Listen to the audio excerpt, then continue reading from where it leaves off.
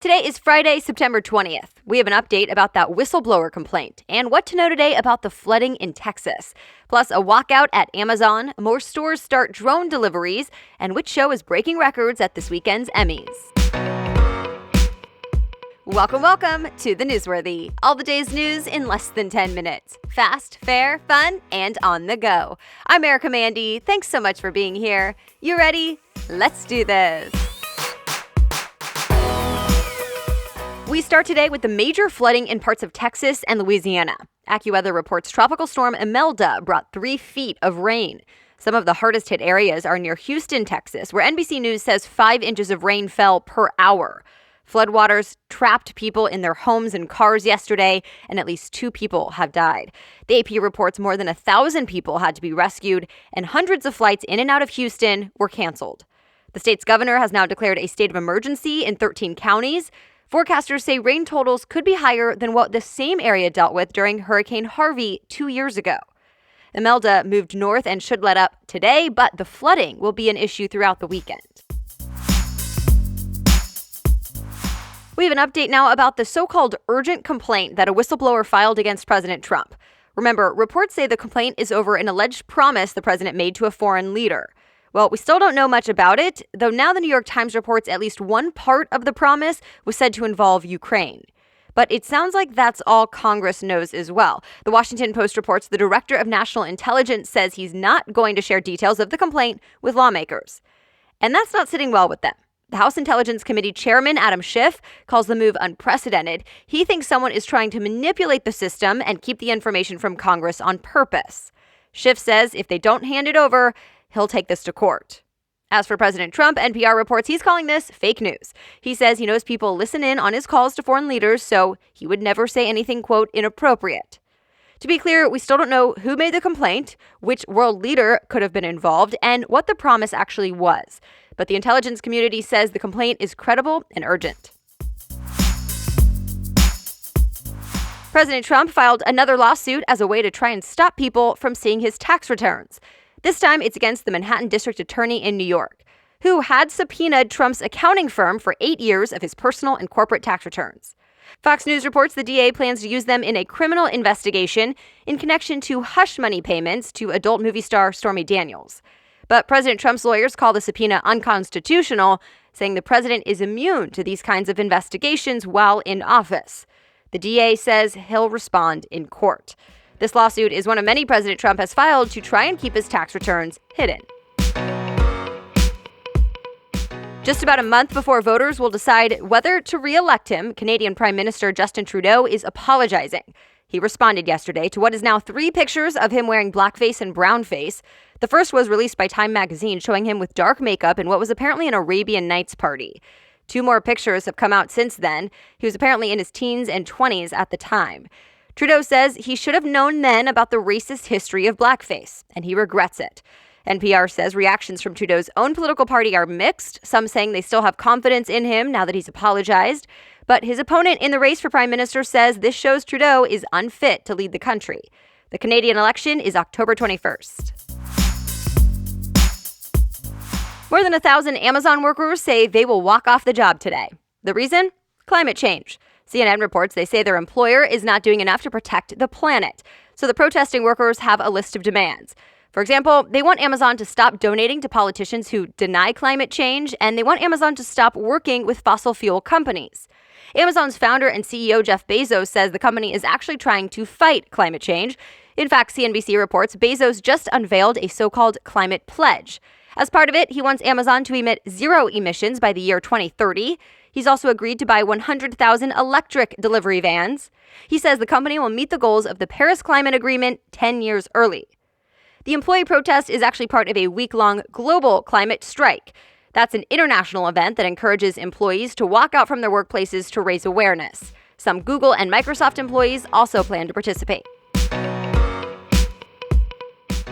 All right, a quick break to thank today's sponsor, Zola. Because it's that time of year, I've seen several people getting engaged, and I always like to tell them to use Zola. I wish I knew more about it when I got married, but I always love using it as a wedding guest. Zola has everything you need in one place to plan your wedding, and it makes the process fun and easy. It has free wedding websites, the easiest wedding registry, affordable invitations, and more.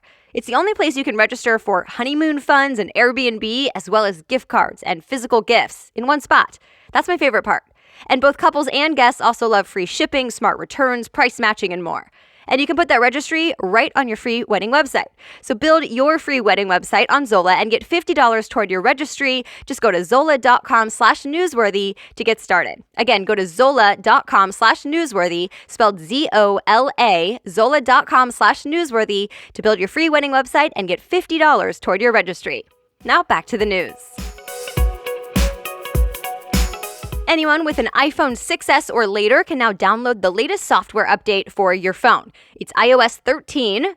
Some of the main differences in this new update: a new dark mode. It lets you change your background from light to dark, which is supposed to make it easier on the eyes and better for your battery. Also, a swipe to type feature, which is supposed to make texting faster. So you'd swipe from letter to letter instead of tapping. Plus, TechRadar says FaceTime is getting an update. Now it will look like you're making eye contact with the person you're calling, even if you're not looking directly at the phone's camera, thanks to artificial intelligence. There are also some updates to the camera, picture editing, maps, and Siri. By the way, the new iPhone 11 and 11 Pro hit stores today, and pre-orders will be shipped as well. And Apple's new gaming service, Apple Arcade, is also available starting today. It costs $5 a month for access to 100 games. Walgreens is about to start testing out on-demand drone delivery. CNBC reports the company is partnering with Wing, which is under Google's parent company Alphabet. Together, Walgreens will be able to deliver food, medications, and other items. TechCrunch reports you place the order on the Wing app. A drone will then fly to the store, stay in the air, and drop down a tether. Then a person at the store will hook the package to the line. The drone then flies it to your home and uses the same tether to lower the package and drop it off. The drone can only carry about 3 pounds at a time, and test deliveries should start next month, only in Virginia.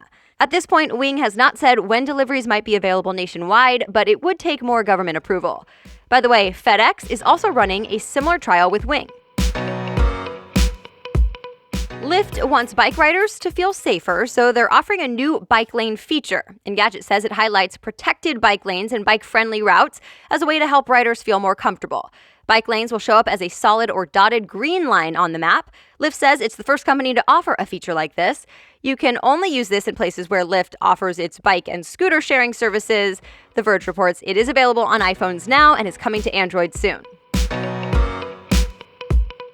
Remember the joke Facebook event where millions of people said they would go to a raid of Area 51?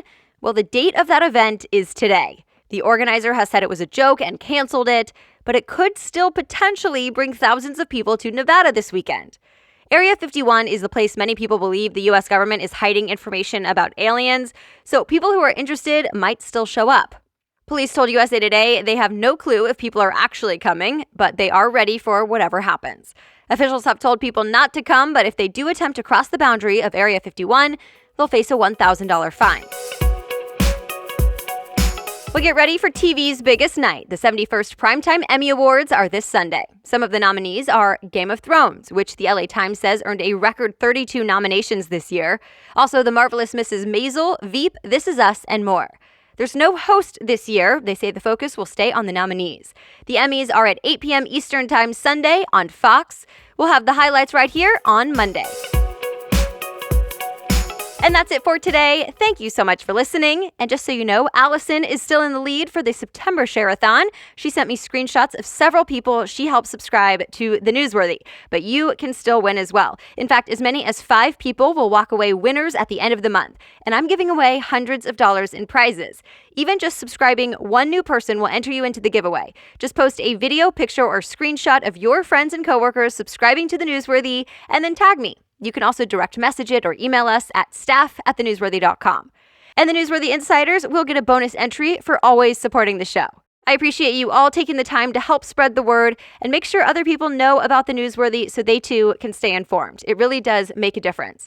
As always, you can read more about any of the stories we talked about in this episode. Just look in your podcast app or go to thenewsworthy.com, click episodes, and look for today's date. We'll be back with more news on Monday. Have a great weekend.